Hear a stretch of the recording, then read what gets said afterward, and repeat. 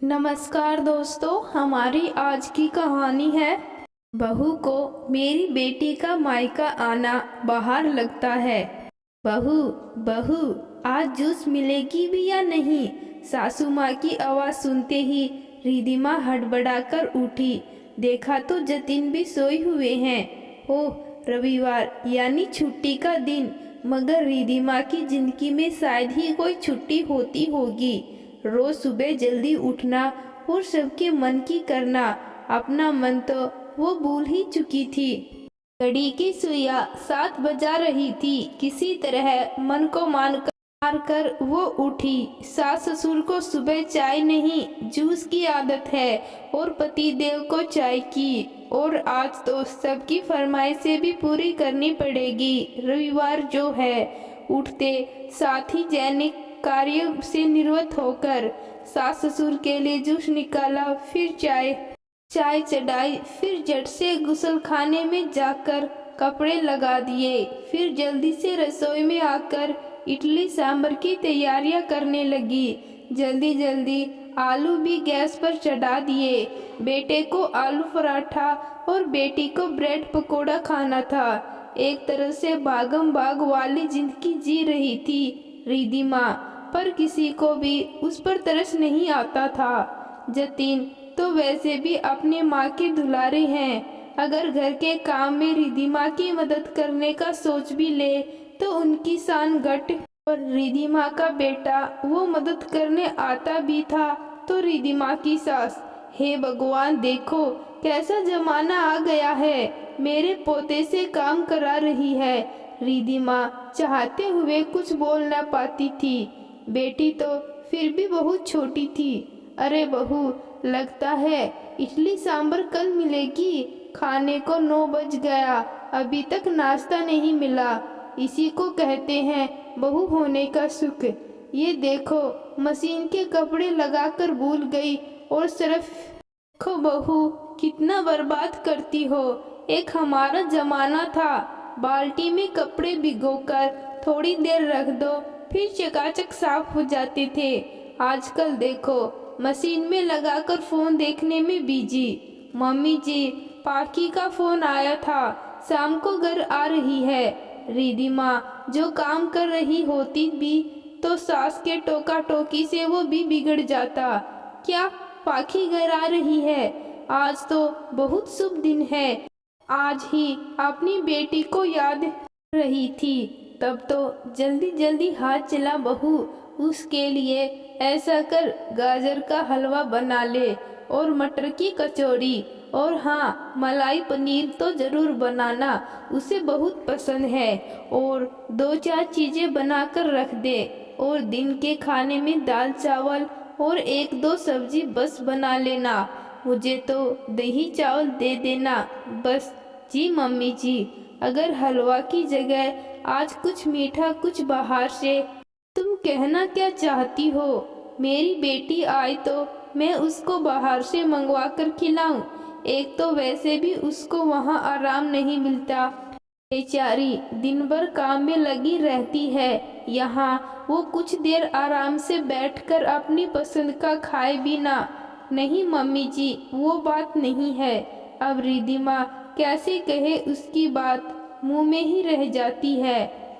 वो चाहती थी थोड़ा बहुत मम्मी जी उसका काम में हाथ बटा देती तो आसान हो जाता।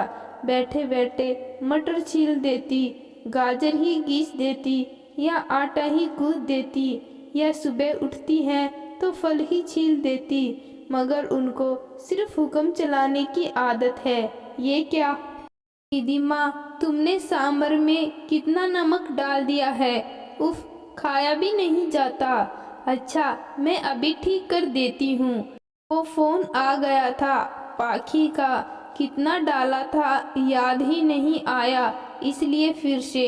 तुम सारा इल्जाम डाल दो पाखी पर, अपनी गलती नहीं बोलोगी। छोड़ो ना बेटा, इसका ध्यान कोई काम में नहीं रहता। माँ जल्दी जल्दी हाथ चलाने लगी। उसे पता था करना तो उसी को है। दोपहर का खाना खाने के बाद सब आराम करने चले गए। लेकिन जिसकी आंखों में नींद नहीं थी वो थी रिद्धि माँ। उसने जल्दी जल्दी गाजर घिसकर हलवा बनाया। मलाई पनीर बनाते समय न जाने कि उसकी आंखों में आंसू आ गए। वो सोचने लगी, मैं भी तो अपने माँ बाप की एक लाडली थी। मेरी पसंद की हर चीज़ मम्मी बनाकर खिलाती थी और दूध की मलाई वो तो उसे खास पसंद था। पर अब तो रिद्धि माँ देखती भी नहीं है। जब से उसकी सास ने कहा है कि कैसी गृहिणी हो तुम, दूध की मलाई खुद ही चट कर जाती हो। बचाना सीखो, उससे घी निकल जाएगा। आज अपनी बेटी के लिए मलाई पनीर बनवा रही है। दिन भर जीत और मेहनत के बाद शाम होते होते सर भारी सा हो गया था। फिर भी चेहरे पर मुस्कान तो रखना ही था, नहीं तो सास को लगता ननद आने से वो खुश नहीं है। ननद की शादी अभी कुछ महीने पहले ही हुई थी। पास में ही ब्याही गई थी। ननद आ गई थी। दीदी माँ ने बड़े प्यार से सब कुछ परोसा और खिलाया। अरे भाभी, आप भी बैठो ना साथ में। नहीं पाखी, आप लोग खाइए ना। खाना खा बेटा, वो खा लेगी। देख तो कितनी दुबली हो गई है। अरे अपने लिए समय निकाल कर, नहीं तो दिन भर काम के चक्कर में पीसती ही रहेगी। जमाई बाबू कैसे हैं? नहीं माँ, मेरी सास बहुत अच्छी है। मेरी बहुत मदद कर देती है। मेरा खाना बनाने में या सफाई में हर चीज में अपनी राय भी देती है और मदद भी करती है। वो तो ठीक है बेटा, वो तो तू अच्छी है बेटा जो सबको अच्छा कहती है। नहीं तो आजकल कौन अपनी सास को कौन अच्छा कहती है। कहते हुए उन्होंने रिद्धि माँ की तरफ देखा। बहू, तूने टमाटर की चटनी नहीं बनाई? जी मम्मी जी, हरी चटनी बनाई है। फिर सोच था तो इसको तो काम चोरी से मतलब है। बस इसका बस चले तो ब्रेड जैम बनाकर खिला दे। एक समय मैं भी बहू थी, चुटकियों में खाना बना दिया करती थी। रिद्धि माँ की आंखों में आंसू आ गया, जिनके लिए सुबह से रात तक एक पैरों पर खड़े होकर काम करो और तारीफ की जगह सिर्फ बुराइयां ही मिलती हैं। क्या मम्मी, भाभी ने इतनी सारी चीज़ें तो बनाई हैं। रिद्धि माँ जी आई। यार, तुमने मेरी ये पीली वाली शर्ट नहीं धोई? जी, उसका रंग जाता है इसलिए सोचा था हाथ से ही धो दूंगी। समय नहीं मिल पाया, कोई और पहन लीजिए। रिद्धि माँ ने मनाते हुए कहा, तुमसे तो कोई भी काम नहीं होता, मैं यही पहनूंगा। अच्छा, मैं रात को धो दूंगी, सुबह तक सूख जाएगा। दीदी माँ थक कर चूर हो चुकी थी। बहू, गाजर का हलवा और मलाई पनीर दामाद के लिए बांध कर दे दे। ननद के जाने के बाद बहू, ये बर्तन क्यों अभी तक पड़े हुए हैं? मम्मी जी, थोड़ा थक गई हूँ। इतने में ही थक गई? मम्मी जी, मेरे सर में थोड़ा दर्द है, कुछ देर आराम से बाद में साफ कर लूंगी, कहकर अपने कमरे में चली गई। तो क्या तब तक पड़े रहेंगे? उनको लगा शायद उसने सुना नहीं। फिर से आवाज लगाया और कमरे तक गई। बहू, रिद्धि माँ आवाज लगा रही है। मैं बहुत थक गई हूँ मम्मी जी, मुझे आराम करने दीजिए। कैसा जमाना आ गया है। एक हम लोग थे जो अपनी ननद को सर पर बैठाते थे और आजकल की बहुएं इसको तो मेरी बेटी का आना बाहर लगता है। जिस दिन वो आती है ये थक जाती है। रिद्धि माँ आज थकान और गुस्से से फट पड़ी। हाँ मम्मी जी, मैं थक जाती हूँ, रोज थकती हूँ, फिर भी चुपचाप अकेले अपना काम घर की बहू, पत्नी और माँ होने के नाते करती रहती हूँ। इस घर की जिम्मेदारियाँ और फर्ज निभाती रहती हूँ, चाहे मेरी तबीयत खराब ही क्यों ना हो, क्योंकि मैं बहू हूँ ना।